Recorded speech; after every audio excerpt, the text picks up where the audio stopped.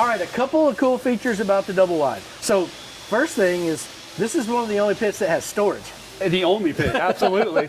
Right here on the side, you've got room to put your logs, you've got room to put seasoning, you got room to put, you know, your regulator, your ash tool. You've got room for all these different things over here that none of these other pits have. That's a plus. Absolutely. You know, you're able to have your own little storage cabinet, not have to worry about that. Anything you put in there is not going to catch fire. It might get a little warm, but it ain't going to get hot enough to catch fire. Right.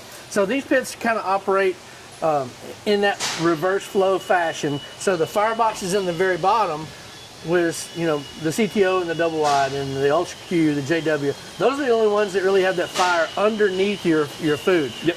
Whereas the other ones, all the offset models.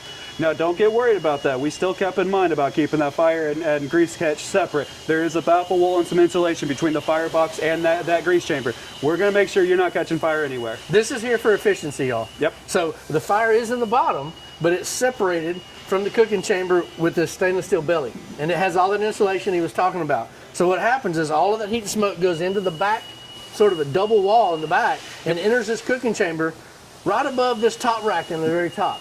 And then it spins around. That's the reason for this radius on this ceiling right here. And as it spins down, these two convection fans speed all that air up, and it mixes the cool air around the meat and the hot air coming from the firebox, all to give you a nice, even, consistent cook.